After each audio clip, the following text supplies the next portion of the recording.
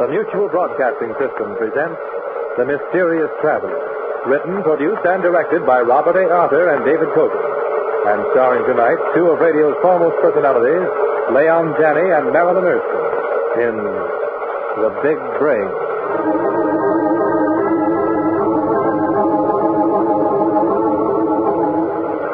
This is The Mysterious Traveler, inviting you to join me on another journey into the realm of the strange and the terrifying.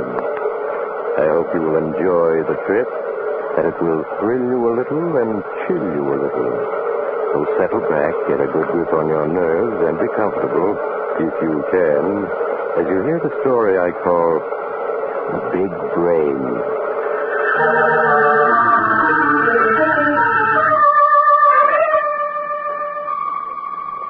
My story begins in one of the manufacturing plants of the Worldwide Business Machines Corporation. In one wing of the plant is housed the huge laboratories of the company, where newly designed and experimental calculating machines are built and tested. It is evening, and the vast laboratory with its long rows of intricate-looking machines is deserted, except for a young university professor, Lester DeWitt. Tall, lanky, and in his early 30s, DeWitt stands before a massive machine that dwarfs all others in the laboratory. Swiftly, efficiently, he presses tabulating keys on the control board, oblivious of all else. 3.521 to the 8th digit, 74.3 to the 3rd digit, 74.56 to the 4th digit. Is that you, Professor DeWitt? Huh? Yes, Pop, I'm at the Big Brain.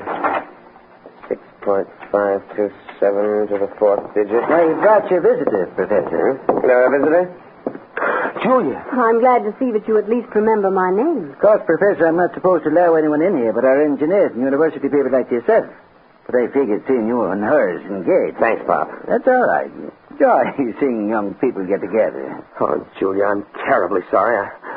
I forgot completely. Were you waiting long? Only a half hour. By then I realized I'd been stood up. Oh, well, honestly, Julia, I had no idea it was so late. I decided to run a test at 5:30 and then be finished by 6:30 at the latest. And If you could only see your face. So, and you aren't angry with me? No, I'm not angry.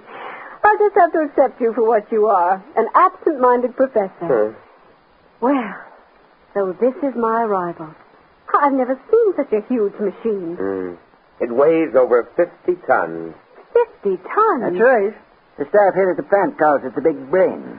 It's the only one of its kind in the world, Julia. Lester, those thousands of keys, levers, do you know what each one of them is for? Why, yes, of course. Oh, look at it. Do you realize that the Big Brain can calculate elliptical integrals? Was that good? Good. Why, human mind has never been able to solve elliptical integrals. There have been no methods of solution, but this machine can. Oh. The Big Brain, Julia, can solve in a few seconds a problem that would take a scientist a lifetime to work out. There's one thing your Big Brain can do, Professor. No? What's that? It can take this racing sheet and dope out the winners of tomorrow's races. Oh. Still playing the horses, eh, Pop? Yep. Not doing so good either. Well, I got to make me rounds. Nice talking to you, young folks. Good night, Mr. Collins. Good night, Pop. Good night. Oh, I really should be jealous of that machine, Les.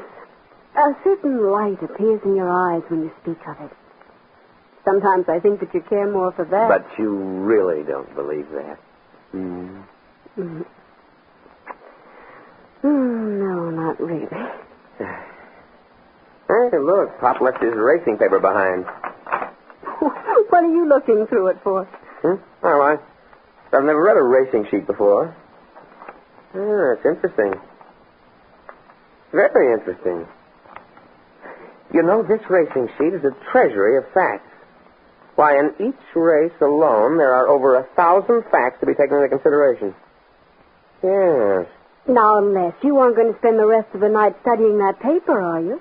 I had always been inclined to think that horse racing was a matter of sheer luck. That isn't so at all. Look at all the information that's available in this paper.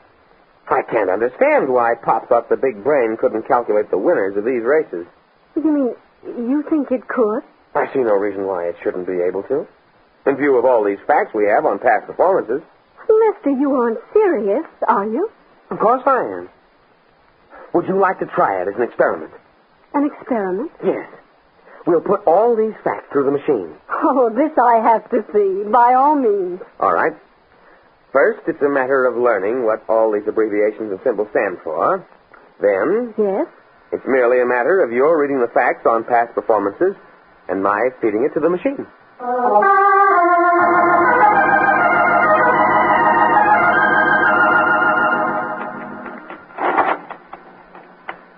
Going away, $9.50. Flying Ghost. Flying Ghost. October 5th, 1949. October 5th, 1949. Belmont Park, 3-year-olds and up, claiming $5,000, a mile and an eighth, 120 pounds, jockey Riker, track fast, post position fourth, start sixth, quarter fourth, half fourth, 3/4 third, mile third, stretch third, finish third, 2 lengths, driving, $5.20. $5.20. That does it. 8 races. Now that you've given all the facts to the machine, what's next? I pull this lever, and the calculator goes to work. Good Lord. How long does it take? Just a matter of seconds. I mean, you really think it'll work? Work? Of course. Unless the machine breaks down. And as you can see, it's working perfectly. The solution has been attained. Well, where is it? I merely have to pull this lever, and it will be printed on a sheet of paper and ejected at this point here. Watch. There. Well, let me see it. First race winner, Yet a Deer. Place, Speeding Folly. Show, Quaker Girl. And it has the results of the other races as well. Naturally. And these horses are the winners? Oh, yes, no question of that. Tomorrow night we'll buy an evening paper with the racing results, and you'll see for yourself. Les, Yes? if you're so sure that these are the winners, why not make a small bet on the first race? A small bet. Yes. Bet $2 to win on Yet a Deer in the first race. Then if Yet a Deer wins, as you say she will, put all the winnings on the second race, then the third, fourth, fifth. But I couldn't do that. Why not? Well, it wouldn't be ethical. I'm here from the university as a guest of this company. Oh, now let's stop being stuffy.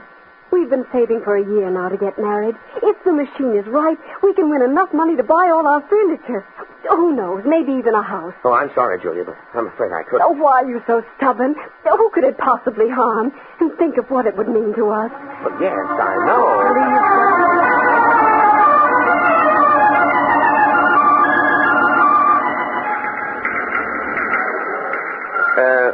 Pardon me.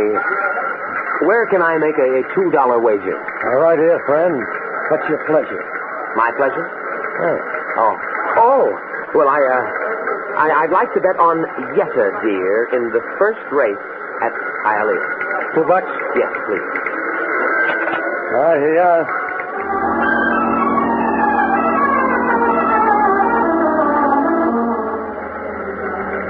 Yet a Deer paid $6.20. Here you are. Thank you. I'd now like to bet $6 to win on Morning Glory in the second race at Hialeah. 6 on the nose of Morning Glory. That's right. Okay, you're covered.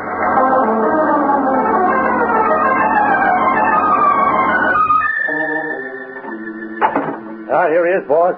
Come in, Professor DeWitt. Come in. I'm Victor King. Oh. How do you know who I am? It's my business to know the names of the people who patronize my establishment. All right, Steve, that'll be all. Okay, boss. I'll be outside. Wait. Well, I understand, Professor, that you selected the winners of 8 straight races. And that I owe you $24,250. Yes, that's right. You'll find that I'm a businessman who pays off promptly. $1,000 bills be all right? Yes. Yes, of course. Tell me, 8 winners. What do you attribute it to? Oh, just luck. Luck, huh? Here you are. 24,250. What's wrong? Lose something? My wallet. I can't seem to find it. Oh, yes. Your wallet. I have it here. Must have dropped it a little while ago in the racing room. One of my men found it and sent it over to me. Naturally, I had to go through it, find out who the owner was. Yes, I suppose so. Besides $17, there are a number of things in it. Driver's license, a state university faculty card, a pass for admittance to the technical laboratory of worldwide business machines, and this sheet of paper.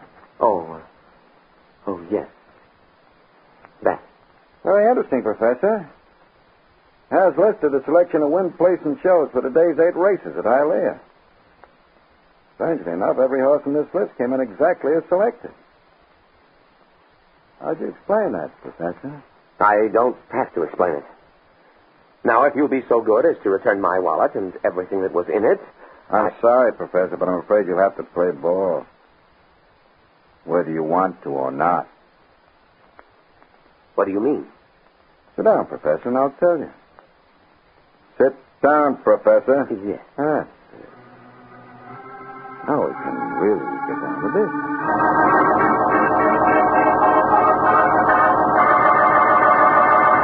And then, Julia, he showed me pictures that had been taken of me in the racing room. Half a dozen of them. All showing me making bets. Oh, no. Yes. Why, he even had a camera hidden in the wall of his penthouse office, which filmed everything I said and did up in that penthouse. What? He was just laying a trap for you. Yes, he certainly was. But you didn't tell him how you'd gotten the winners of the races today? No, but I think he suspects. He found my wallet, and in it the pass to the laboratory of worldwide business machines. And he saw the sheet with the names of the winners printed on it. And he demands that you give him the winners of every day's races? Yes. It's blackmail. Pure and simple. He has all the evidence he needs. But, Lester, if you were to go to the university officials, the president of Worldwide Business Machines... It would be the end of my academic career. You know how the university is about such things. They'd regard my use of the big brain as dishonesty. Worse. It's all my fault. It was I who made you bet on those horses. Oh, no, nonsense, darling. If I really hadn't wanted to, you couldn't have made me. What are you going to do? What can I do? I've got to supply King with the winners. If I don't, he'll expose me. Ruin my career.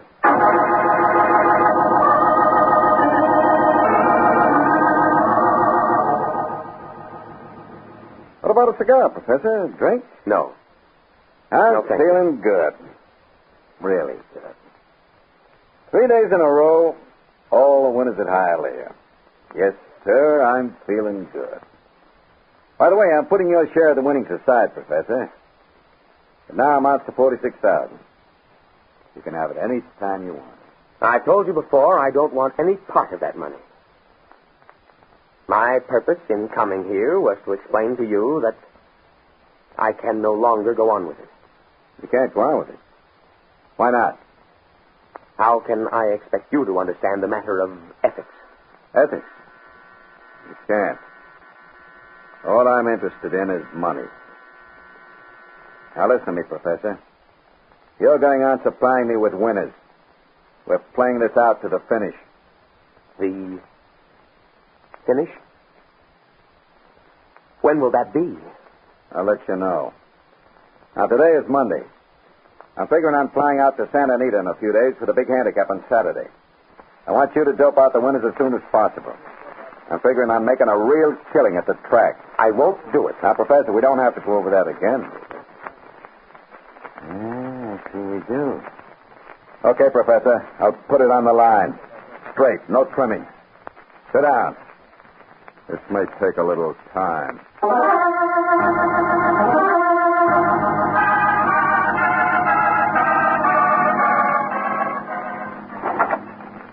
February 15th. 47 flights. A 22 flights. B 10 flights. C 9 flights.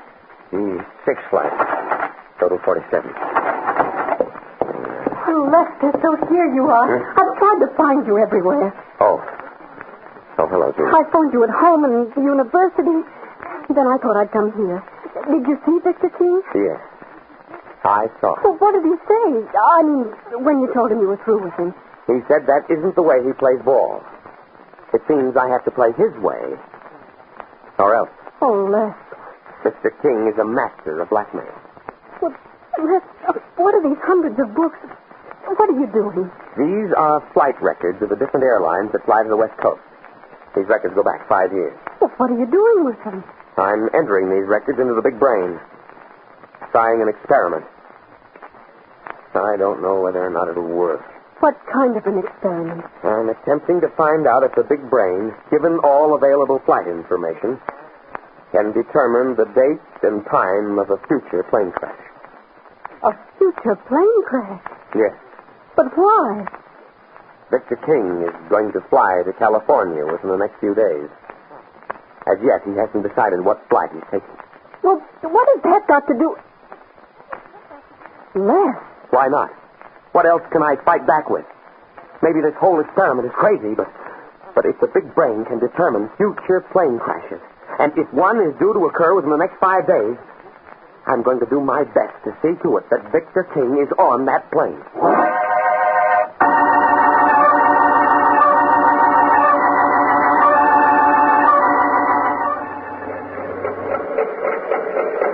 Les, what you're doing is insane. Maybe. Time will tell. You must listen to me.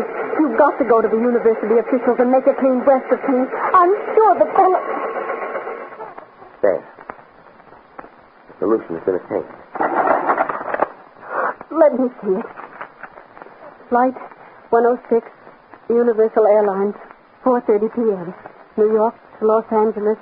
Crash 6:31 near Canton, Ohio, February 24th. February 24th. That's this Friday.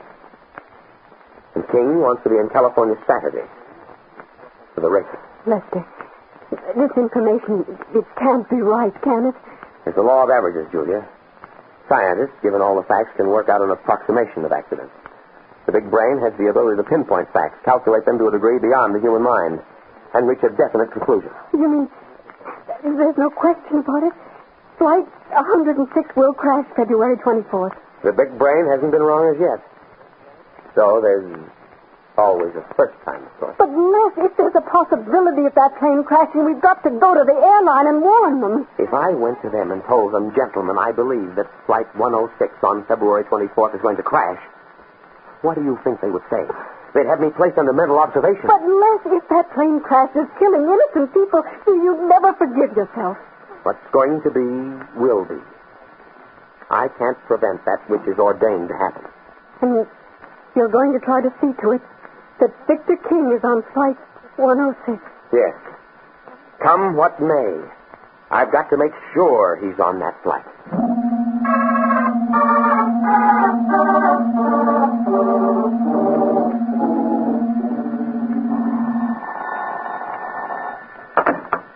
Hello? Hello, Professor. This is Victor King. Yes, Mr. King. It's already Wednesday afternoon. Why haven't I received the winners of Saturday's races at Santa Anita? I'm afraid I can't have them for you until Friday afternoon, around 4. Why not? I've got to have last-minute scratches and other information to be able to calculate the winners. Friday afternoon? It doesn't give me much time to get to Santa Anita. Why don't I meet you at the airport Friday afternoon at 4 o'clock? There's a 4:30 plane to California. Flight 106. Get you there at midnight. Flight 106, huh? Leaves 4:30. That sounds all right.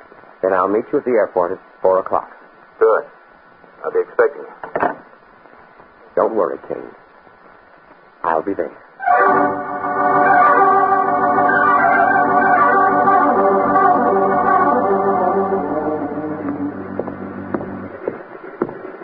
There's the gate for Flight 106 straight ahead. Lester, I wish you wouldn't go through with it. Won't you please go to the airline? Tell them that there's a chance 106 may crash. I told you, Julia, they'd only think I was insane. Now, be quiet now. There's King standing at the gate with his bodyguard. Well, Professor, cutting it rather fine, aren't you? It's already 4:25. The plane's ready to leave. I was delayed by traffic. Here's the list of winners for tomorrow's races. Good. Walk me to the plane. I want to talk to you. All right. Hey. Big race tomorrow. Citation isn't the winner? That's right. Oh, this is perfect. Perfect. All the big money will be on citation. Will we clean up? All passengers, please get aboard. Sure thing, honey. Professor, I've got a little surprise for you and your girlfriend. Surprise? Yes, that's right. Me and Steve here are taking you with us. We're going to show you the time of your life. Yes, sir. But we can't go. I have classes. What are you talking about? This is Friday. We'll have you back by Monday. Now get aboard. But we haven't any clothes. Yes, you have. I brought along clothes for both of you. Everything's been taken care of. You two are going, and we have to carry you, boy. No, I won't go. Look, I'm in a great trouble to pick up this trip, and you're going. Get her on that plane, Steve. Can't you understand? Don't put me down. I don't want to go. Tell him to put her down. Come back. Julia. Okay, stewardess, they're going aboard. Tell the pilot we're all set. Let's go.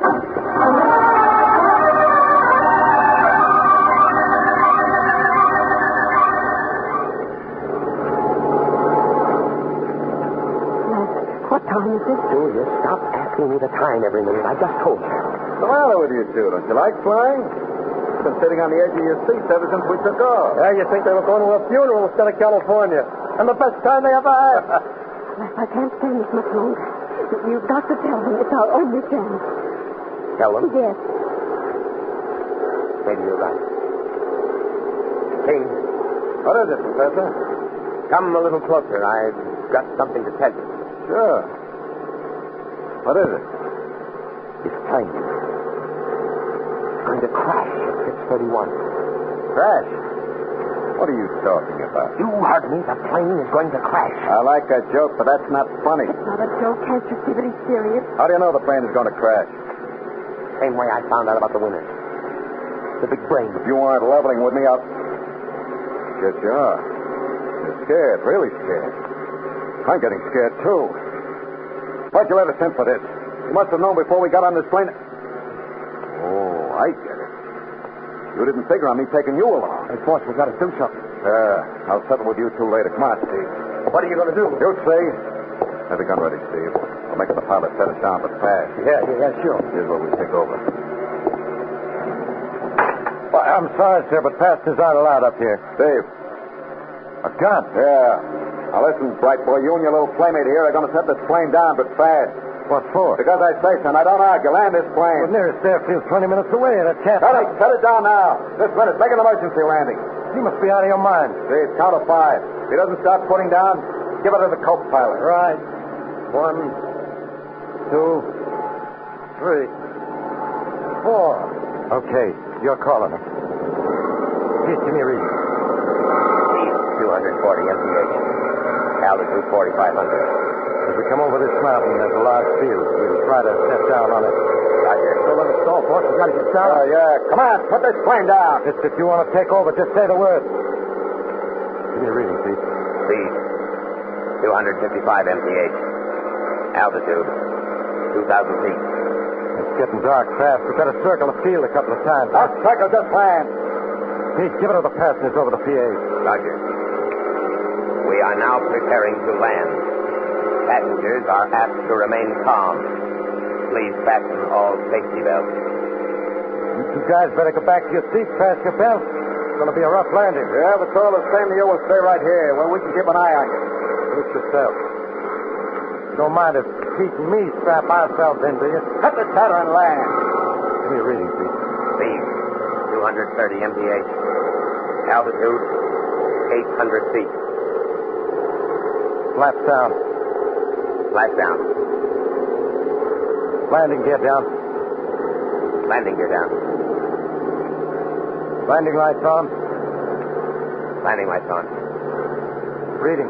Speed 180 miles. Altitude 500 feet. Speed 145. Altitude 200 feet. Speed. 135. 125. 115. 95. Down. 80. 70. Bob, there's a drainage ditch across the field. Take her up. Too late. Hang on.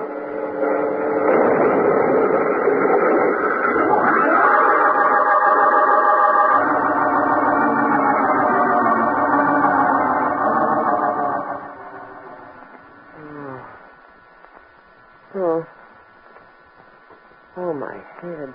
Just lie quietly, Les. Julia.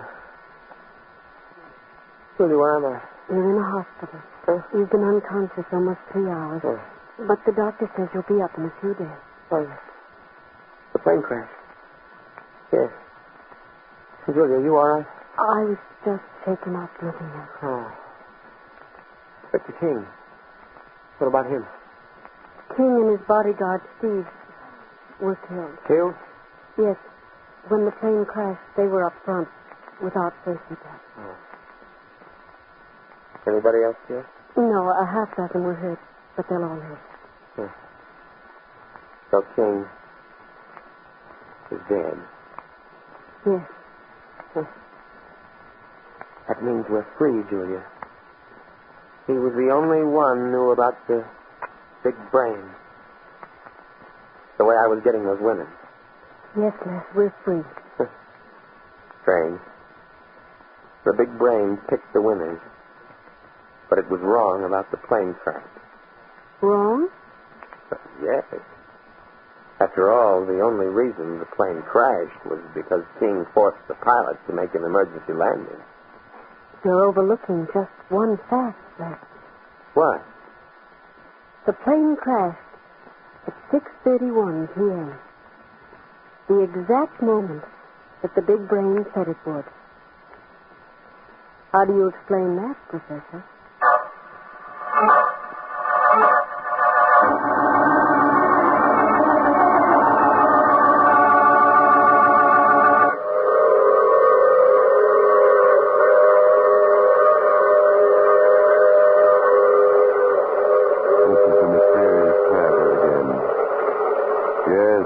Young Professor DeWitt had a good deal to ponder about while he recovered in the hospital. Would a plane crash have occurred if Victor King hadn't forced the pilot to make an emergency landing? Or was that the crash the big brain predicted? It's hard to say. But one thing is certain. Professor DeWitt, for some strange reason, has lost all scientific interest in the big brain. Oh, that reminds me of next week's story, The Dark Underworld. It's about a strange old man who lives half his life in the maze of sewers beneath the streets of Manhattan, and he discovers... Oh, you have to get off here. I'm sorry. I'm sure we'll meet again. I take this same train every week at this same time.